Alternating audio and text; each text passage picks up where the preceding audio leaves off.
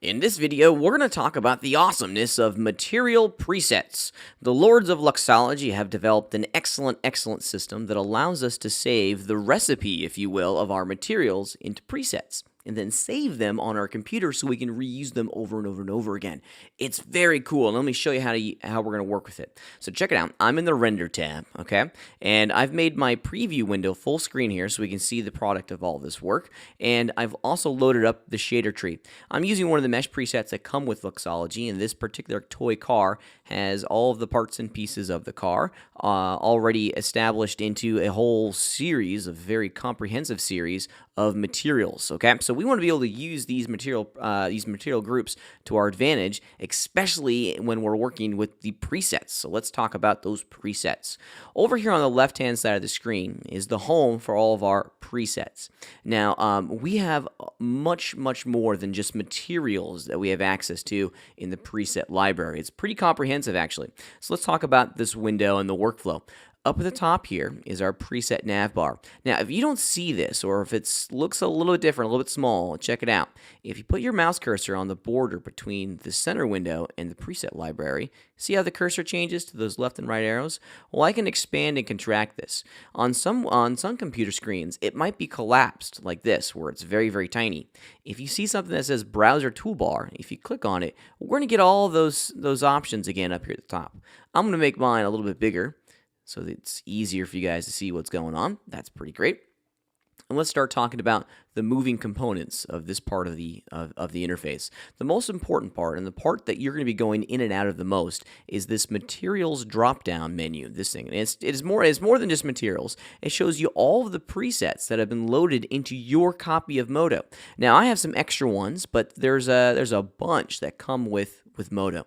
Now, there's a couple things I want to draw your attention to. If you notice very carefully, in this list, there's one part that's kind of that has a line above it and a line below it right there. These are all the different categories of presets that we have access to. And check it out, I'm in materials. I know I'm in materials because we got the groovy little check mark next to it. So below that line, we're going to get access to all the subcategories of materials. If I change the master category over to like meshes, watch this area down here when I click on meshes. Oh, okay, so it went away, I apologize, but now the area below the line is showing me all of the mesh subcategories. So this pull-down menu here is a fast way to jump around your entire library. We're going to focus on materials for the time being, but feel free to explore these other guys because there's some really great ones in there, especially environments. Actually, we're going to come back to environments a little bit later. No, actually, you know what? We're going to do environments now because I think this is really cool. So we're going to go into environments, and we have a number of different subcategories, and I want to put my little RC truck here, or my RC car, in an outdoor environment. So let's go double-click on the outdoor folder, and wow, look at all these cool environment presets. There's a bunch of them. These are all the ones that come with Luxology, and you can also get more through the Luxology store online, and I think I'm going to do this guy right here. This one's looking pretty cool. Now, bring your eyeballs way back up here to the top of our preset library. We have our drop-down menu, but to the right of that, we have a little slider. This is going to make the preset icon for all of these presets a little bit bigger. It's a little bit easier to see what's going on, kind of see what the preset's going to look like before we apply it. Now, to apply an environment, it's really easy. Find the one you want, and this is how easy it is. Just double-click on it. Double-click, bam, and it's going to load it in there. Sometimes it takes a minute or two for the environments to load in because they're quite large, and a number of them, if not all of them, are all HDR, so high dynamic range images that we can use in tandem with the global illumination system. That's what I'm going to do. I'm going to turn on my GI system, so back to the top of my shader tree where it says render up here. And then under the global illumination tab, I'm simply, just for the time being, I'm just going to turn it on. Okay, so now we're using the color information of the environment map to light our scene. Let's turn off the directional light. Yeah, so check it out. Now my little toy car actually looks like it's sitting in the middle of this square. The only illumination, or the only lights that are illuminating the scene is the environment. How cool is that? So we're using the colors in the environment to colorize and light my scene. Okay, pretty great. All right, so I'm going to go into materials now. So here's my materials category, and I want to decrease the size of the thumbnails just so we can start to explore this a little bit more. Now, my little RC car here is going to be comprised up of a number of metal materials. So, there are a bunch, and I mean a bunch, of very fantastic, professionally crafted and designed material presets. I'm not going to go through all of them today, so please explore. Let's see. I'm going to work on the hood material, and check it out. We have a category here called painted. Let's look at that, and I think, yep, they even have a car category, and look at all these cool car paint coats. So I'm going to do, mine's going to be, I want my car to be this candy apple red. Now, here's the trick when you're applying material presets. What you want to do is that you want to have the material group selected, okay? Don't have the material selected, have the group selected. If you have the group selected, double-clicking on the material preset over here in your library will automatically apply the preset to the group. Check it out. I'm going to double-click on Candy Apple Red. Bam. And check it out. So it automatically starts to update in the scene. Looking rad. I love it. But look at all the moving parts and pieces for this preset. We have a number of images. We have a number of procedural shaders. There's a lot going on with this, and there's a lot of assets that come with this material preset. So the reason why I suggested you click on the material group versus the actual material is this. Let me hit undo, get rid of all these guys, go back in time a little bit. There we go. So if I had the material selected and double clicked on the preset, watch what happens. Bam, we get a subgroup, okay? We get a subgroup. So here's all, the candy apple red, okay? And here's all those parts and pieces that generate the candy apple red material, but they are not currently applied to the hood, okay? And that's because this material group here has a relationship with the polygons on the hood itself. We tagged these polygons in here to access just the contents of this. So by having this subgroup in here, we're not making the connection. We're not making the connection at all, okay? So I'm just going to delete these and go back to the group itself, and now double-click on the candy apple red, and bam, they start to come in pretty quickly, okay? So we're just going to rinse and repeat that entire process. So let's find what material is driving this part of the scene.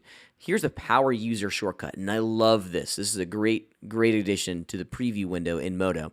I want to figure out what material group is responsible for shading this kind of back fender piece or the body piece of my little RC car. If I right-click on it, check it out. I get an awesome little pull-up menu, and it's going to tell me that here's the material group that's responsible for the pixel that I clicked on in the preview window. If you select it from that list, Modo just helps you out every step of the way, and it automatically selects that material group over here. So let's go find a cool color for that. Maybe the fenders are this metallic cool gray. Yeah, that's looking pretty rad. I like that. Or, and we can try before we buy, so maybe we want black instead. Ooh, that's cool too. I like that. And now these things up here at the top are also going black. Now there's nothing that says that we can't have them also be the same color as the hood, so we can click on, yeah, oh, I like that, I think the best. Now let's explore what's happened. We tried 3 different material presets. We were just double clicking on them, and if we expand our material group over in my shader tree, you're going to notice that we have a ton of materials and images inside of our that group now. So we have to be careful, okay? Whenever we double click on any one of these, it's automatically going to load a number of assets into that group. When we double click on a new one, it's not going to go back and delete those other ones, okay? So we have to be careful. Like all of these guys down here really aren't serving a purpose, so I'm going to delete them, all these guys. Just going to hold down the shift key, and let's see. Yeah, all the way up to there, I'm going to delete them. We don't want to have a lot of unused materials in our scene because it adds to the render time, okay? So we want to have an efficient material shader tree as best we can. So let's keep cruising here. Let's do the tires. Let's figure out which material group is responsible for the tires. So right-click. So it looks like toy car, wheel tiles material. So if we click on it, yeah, it automatically selects it. And let's explore some other materials. Now, I'm in the car paint section. I don't want my tires to look like car paint, so I need to travel elsewhere. To get up one level, Double-clicking on this folder with the big arrow on it will take us up one level. So now we're looking in the painted section. Let's go up one more. And now we're looking at the entire material preset library. And I believe, if memory serves, we have, check it out. We have an entire folder that's dedicated to materials that look like rubber. Let's check it out. So we got some glossy ones, we got some textured ones, some matte ones. Let's explore glossy. Let's just do glossy rubber, see what we get. Yeah, there we go. That's starting to look pretty good. I'm digging that. Well, let's get the rims going here. So they're in the wheel alloy. Let's go up a couple levels here, and I know that we have a metals folder. Now, the metals folder is quite comprehensive. They have just about everything that you possibly could need. At the top of my library here, we have aluminum. That makes sense. Most wheel tires are aluminum. And oh wow, look at all these options. So maybe we do polished aluminum. That might be cool. Yeah, that's looking pretty great. I'm digging that. So I think you can see how quick and fast this entire process is going to be when we have access to these material presets. They aid us in the process of applying materials. I'm a big believer in if we don't need to reinvent the wheel, then let's not do it. These material presets save a tremendous amount of time during the texturing stage and the material stage of our art. So use them as much as you can. I'm not going to go through and finish all this, but there's a bunch of materials in here, and they're all fantastic. I use a lot of them for my personal professional work, and you should too. So take advantage of the preset library found in Modo.